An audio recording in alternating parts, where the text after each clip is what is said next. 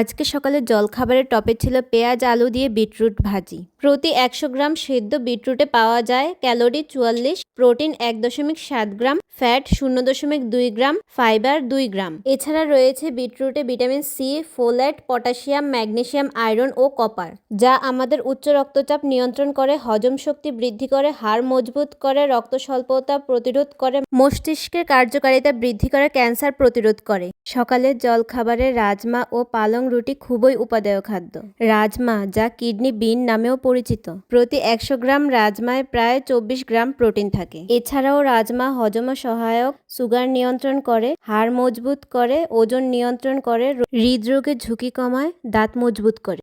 প্রতিদিনের খাদ্য তালিকায় অবশ্যই শসা, ডিম, মাশরুম, গাজর, ব্রোকলি রাখতে হবে। শসা শরীরকে হাইড্রেট রাখে, ডিমে উচ্চমানের প্রোটিন আছে, মাশরুমে ভিটামিন ডি ও বি থাকে, ভুট্টায় আঁশ ও কার্বোহাইড্রেট থাকে, ব্রোকলি ভিটামিন সি, কে ও আঁশের ভালো উৎস, আর গাজর হলো বিটা ক্যারোটিন সমৃদ্ধ। যারা মনে করেন বিরিয়ানি মানেই তেল মশলার খাবার, আসলেই তা নয়। খাবারটা কতটুকু সুস্বাদু হবে সেটা নির্ভর করে রান্নার উপর। অনেকেই মনে করেন কম তেল মশলায় রান্নাটি সুস্বাদু হয় না, কিন্তু সেটি তাদের ভুল ধারণা। কম তেল মশলা দিয়ে সুন্দর করে কষিয়ে রান্না করলে সেটি আপনার স্বাস্থ্যের জন্য উপকার হবে, পাশাপাশি খেতেও দারুণ হয়। আজকের বিরিয়ানিটি রান্না করেছে আমার হাজব্যান্ড। কোনো অতিরিক্ত তেল মশলা ব্যবহার করা হয়নি, খেতে কিন্তু দুর্দান্ত হয়েছিল। আর সাথে ছিল সালাদ আর চাটনি। আমরা দুজনেই খুব কম তেল মশলা খেতে পছন্দ করি। আজকে দুপুরের খাবারের আয়োজনে ছিল সেদ্ধ ডিম ভাজি আর বেগুন ও সর্ষে বাটা দিয়ে মাছের ঝোল, আর সাথে ছিল টমেটো ডাল।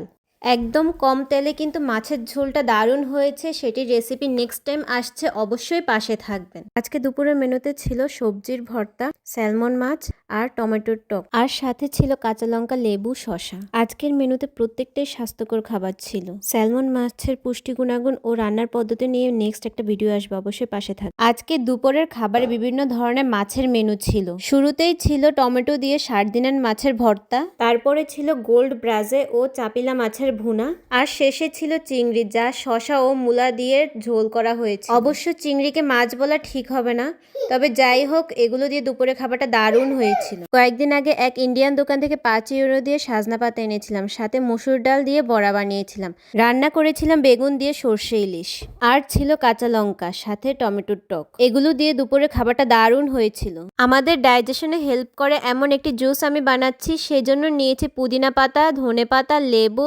লবণ ও চিনি। কিছুটা জল দিয়ে এগুলোকে ব্লেন্ড করে নিয়েছি, তারপর একটি ছাঁকনি দিয়ে এটিকে ছেঁকে নিয়েছি। এই জুসটি স্বাস্থ্যের জন্য খুবই উপকারী। এতে চাইলে কেউ সোডা, নর্মাল ওয়াটার বা আইস কিউব দিতে পারেন, আমি নর্মাল ওয়াটার দিয়েছি। এরপর আমি কিছুটা গোলমরিচের গুঁড়ো আর লেবু কেটে দিয়েছি সাজানোর জন্য। দেখতে যেমন হয়েছে খেতেও কিন্তু দারুণ হয়েছে, অবশ্যই আপনারা ট্রাই করবেন। সকালে কিংবা সন্ধ্যার খাবারে যদি নুডলস হয়, তার সাথে সেই নুডলসটি যদি বিভিন্ন ধরনের সবজি দিয়ে রান্না করা হয়, তাহলে সেই নুডলসটি আপনার স্বাস্থ্যের জন্য ভালো হবে এবং পেট ভরাতেও ভালো সাহায্য করবে। আপনারা সবসময় চেষ্টা করবেন বিভিন্ন ধরনের রঙিন সবজি খাওয়ার জন্য, আর সাথে সবসময় বাদাম ও বিভিন্ন ধরনের সালাদ খাওয়ার চেষ্টা করবেন কম তেল ও মশলা দিয়ে রান্না করার, আর চেষ্টা করবেন ঘরে তৈরি সস খাওয়ার জন্য। এগুলোর কম্বিনেশন সবসময় আপনার স্বাস্থ্যকে সুন্দর রাখতে সহায়তা করে। বাঙালির খাদ্যাভ্যাসে লাল শাক খুবই গুরুত্বপূর্ণ অংশ। লাল শাকে প্রচুর পরিমাণে আয়রন রয়েছে, যা লোহিত রক্তকণিকার মাত্রা বাড়াতে সহায়তা করে। এতে থাকা ক্যালসিয়াম ও ম্যাগনেসিয়াম হাড়ের স্বাস্থ্য রক্ষা করে। লাল শাকে আছে ভিটামিন এ ও সি।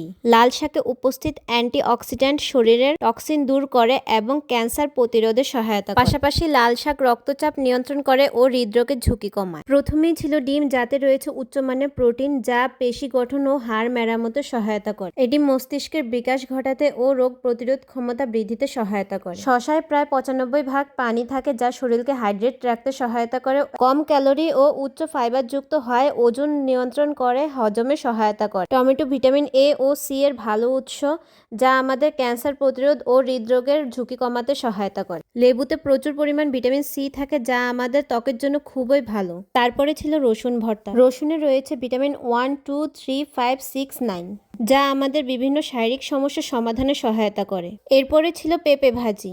এতে রয়েছে ভিটামিন সি, ই, কে, ক্যালসিয়াম ও ম্যাগনেসিয়াম। কম ক্যালোরি ও উচ্চ আঁশযুক্ত হওয়ায় পেট ভরা রাখে এবং হজমে সহায়তা করে। শেষে ছিল কচুর মুখি দিয়ে মাছের ঝোল। 1 কাপ কচুর ছড়া দৈনিক ভিটামিন ডি গ্রহণের 19% পূরণ করতে সহায়তা করে। কম ফ্যাট ও কোলেস্টেরল থাকায় ধমনীর শক্ত হয়ে যাওয়া প্রতিরোধ করে, হজমে সহায়তা করে। মাছে রয়েছে ওমেগা 3 ফ্যাটি অ্যাসিড। সকালের জলখাবারে বিভিন্ন ধরনের ফ্রেশ ফ্রুটস এবং ড্রাই ফ্রুটস রাখলে আর সাথে যদি একটু ব্রেড আর ডিম থাকে তাহলে আপনার স্বাস্থ্যের চিন্তা করতে হবে না। এই ধরনের খাদ্যাভ্যাস আপনার স্বাস্থ্যকে উন্নত করবে। স্বাস্থ্যের কথা মাথায় রেখে সবসময় কম তেল মশলার খাবার খেতে খেতে মাঝে মাঝে আমারও মন চায় দু একটা ভাজা পোড়ার খাবার খেতে। সেই জন্য আমিও আজ বানিয়ে নিলাম ডালের বড়া, আর সাথে করেছি বাঁধাকপির ডালনা, পটল পোস্ত, আর যেটা ছাড়া খাবার সম্পূর্ণ হয় না সেটা হলো ডাল। এগুলোর সাথেও ছিল আবার কাঁচা লঙ্কা ও লেবু। সবগুলোর কম্বিনেশনে দুপুরের খাবারটা কিন্তু দারুণ হয়েছিল।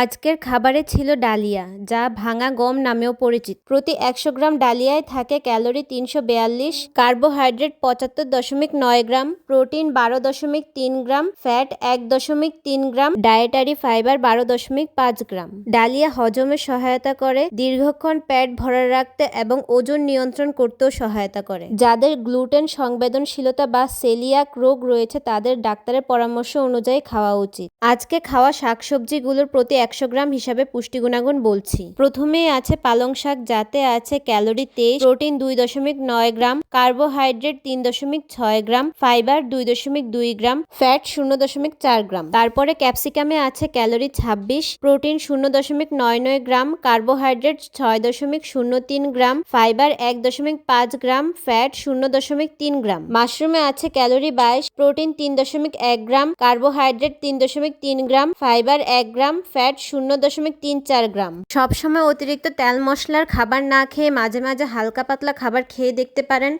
সেটি আপনার স্বাস্থ্যের জন্য যেমন ভালো হবে তেমনি পাশাপাশি খাবারটাও অনেক দারুণ হবে খেতে। সেরকমই আমার একটি দিনের হালকা পাতলা খাবারের মেনুতে ছিল আলু ভর্তা, মাছ ভাজি, সেদ্ধ ডিম, কচুরলতি ভাজি, আর সাথে ছিল ডাল। তবে এগুলোর সাথে সাথে আপনাকে অবশ্যই রাখতে হবে পেঁয়াজ, লেবু, শসা, বিভিন্ন ধরনের সালাদ। আপনার খাদ্য তালিকাকে এমনভাবে সাজাতে হবে যেন খাদ্যের উপাদান সবগুলো সঠিক পরিমাণে থাকে।